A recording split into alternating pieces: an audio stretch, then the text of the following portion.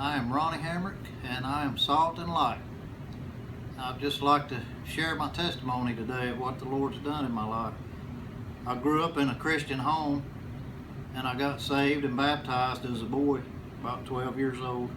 But I quickly strayed and got off into drugs and alcohol, and that carried over into my adult life, and pretty much got out of church when I was old enough that I could decide for myself when Dad wasn't there to make me go, and just lived that lifestyle for most of my adult life. And in 2006 I went to work in a shop. I'm a mechanic, and I went to work in a shop where 106.9 the light was played every day, all day. So I was exposed to the Bible teaching, the Christian music in the afternoon, and it just had an effect on my life. And I know, looking back, that the Lord had been at work in my life for some time before that. Actually, He had never let go of me, but I'd gotten far from Him. But the longer I was there, I just kept being drawn to God. And in 5 years ago, in 2011, I was riding down the road one day, and I remember praying a prayer. I'd been thinking about my dad and his getting older and things, and I remember praying the first really sincere prayer that I remembered praying.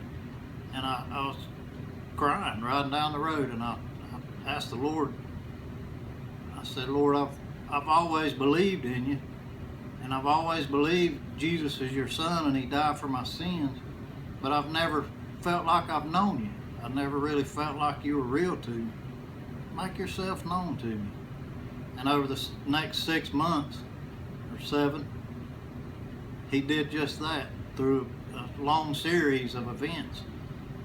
He just kept on and on showing me who He was, and that He was real, working in my life in unbelievable ways. Up until the point where this guy knocked on my door one day. I'd gotten sick that morning. No coincidence that I was feeling fine. I got ready for work, got sick, and stayed home, and this guy knocks on my door, and he was a young guy who had moved in behind me, and he was into witchcraft. And we were talking, and I was watching the Waltons when he walked up, and you know, they say their prayer and all sitting around the kitchen table. And when they did that, he started talking about all the gods he believed in. And I just remember telling him that I believed in the one God of the Bible. And I knew that the Lord had brought him there that day and kept me home from work for a purpose. But I also knew that I couldn't share Christ with somebody when I wasn't right with the Lord myself. How can I talk to somebody about God when I'm at odds with Him? So I was thinking about that and praying about it.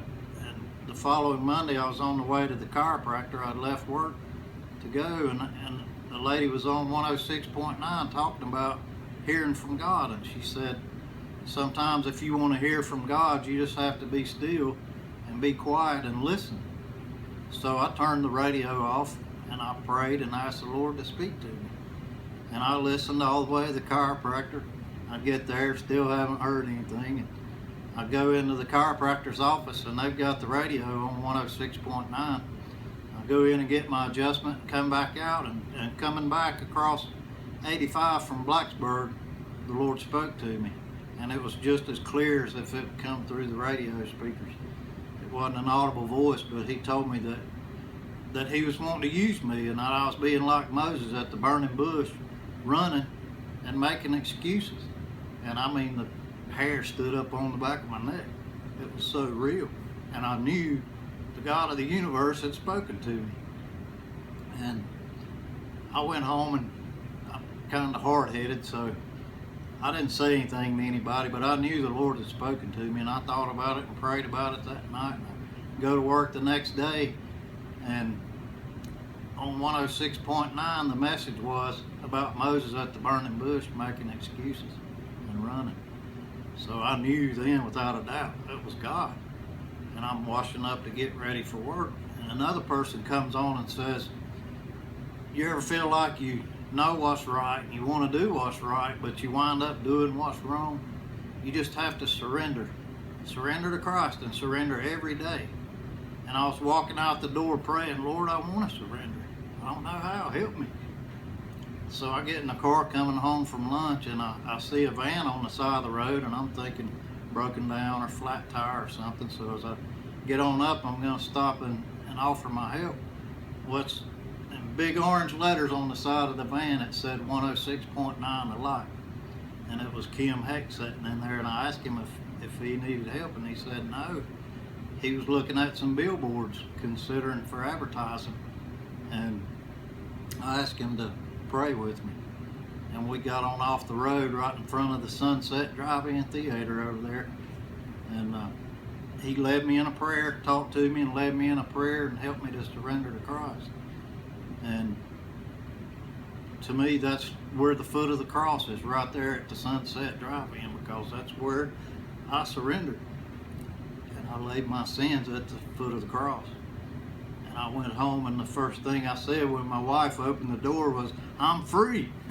And she looked at me like I was crazy or something. But the Lord has changed my life in so many ways.